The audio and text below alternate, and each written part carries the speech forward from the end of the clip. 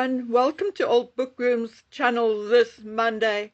Well, I hope it's still Monday by the time this is actually loaded. It is one of those days when time refuses to give you any grace. So much to do and so little time. Anyway, so in light of that, let's not waste another second and let's get on with it. To start today's video, I want to chat to you about Prince William and the Duchy of Cornwall and the good news his dukedom brought the various towns, buildings and land owned by the duchy. Now again, for so many years the narrative was put out there about what a fantastic community leader and landlord King Charles was, or then Prince Charles. But I think the people's eyes have opened, or are starting to open. Although the Duchy of Cornwall owns properties outside of Cornwall as well, I am going to give you a very brief overview of Cornwall and the state it was actually left in. In Cornwall, the unemployment rate is higher than the regional average. The employment rate is about 73 to 76% for those aged 16 to 64, and that was very early in 2024, after the employment rate had already decreased from previous years. About 7,400 people aged 16 and over were unemployed in the year ending December 2023. A significant portion of the people of Cornwall, 22.4%, is economically inactive, meaning they are not working or even seeking work. A large number of people in Cornwall, even those who are employed, face financial struggle due to stagnant wages. Remember the guy with the 9% rent increase by the Crown Estate, who has not had a wage increase himself in a year or two. Remember I spoke to you about that a couple of videos ago? Well, look, he wasn't from Cornwall, but I'm mentioning that because I'm not attributing all of this only to Cornwall. It happened, or it happens, in other places as well. But it is not just low and stagnant wages. It is also the rising cost of living, like rent and food increases. Cornwall is also identified as one of the worst affected rural areas for rough sleeping. Many people experiencing homelessness in Cornwall face what is called hidden homelessness, such as sleeping rough in the woods, field, or even graveyards. Obviously, this goes along with a lack of access to basic necessities like food and toilets. Over 8,500 households approached the local authority for help in 2024.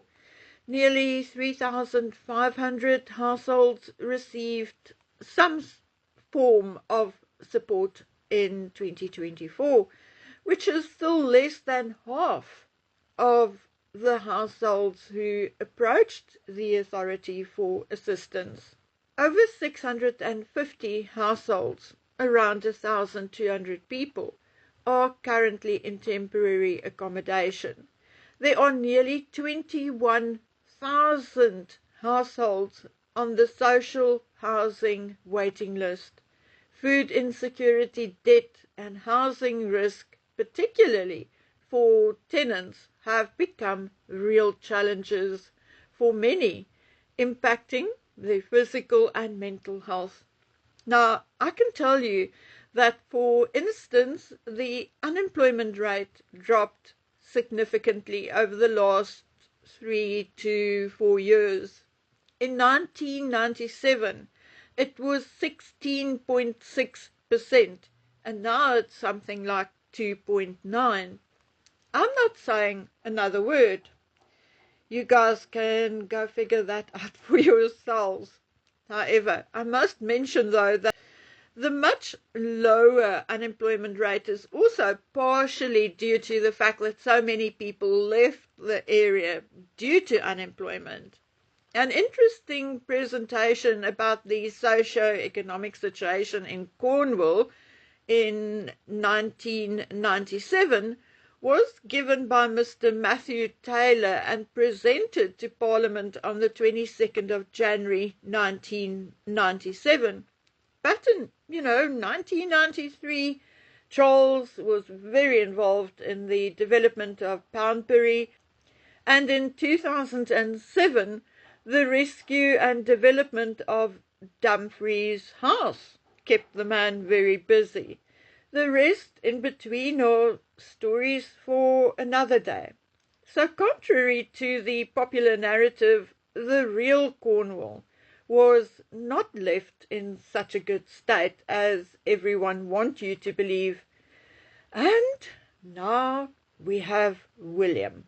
Well, William is William, and with a mother like Diana and a wife like Catherine, I think we could have expected something different. And different it already is and will continue to be in the future. So let me tell you about it. Okay, first of all, as you all know, the Duchy of Cornwall generates a private income for William as the Prince of Wales. As you also know, there was a bit of an investigation into the income generated in the Duchies of Cornwall and Lancaster. The investigation, led by the Sunday Times, found that Charles and William made quite a couple of millions of pounds by levying charges on charities, the armed forces, NHS, schools, prison services, and local authorities. So what happened after the results of that investigation was made public? A representative for King Charles's Duchy of Lancaster stated, and I quote, "It complies with all relevant UK legislation and regulatory standards applicable to its range of business activities." Guys, and that was that. But what did William and the Duchy of Cornwall do? Well, hang on to your hats, folks. Prince William took a reduction in his earnings as a result of the new financial policy he requested and then finally approved of. A representative and the keeper of the Duchy's records, Will Bax, released a statement saying, "Our new policy recognizes our key role at the heart of communities. As such, we will waive rents for grassroots community tenants and give up to 50% rental discounts to charity tenants, where they directly rent space from the Duchy and are active on the ground within our communities. The transition to the leadership of the 25th Duke of Cornwall marked a significant moment for the estate. Together we are building on the strong foundations and seizing the opportunity to strengthen our positive impact, ensuring the Duchy remains a force for good in the years to come. Those who have already benefited from the new policies are the Royal National Lifeboat Institution, the Devon County Council, the Children's Play Area in Poundbury, and rental payments from the Scouts." Okay, my dear friends, and with that, I rest my case. Long live King William.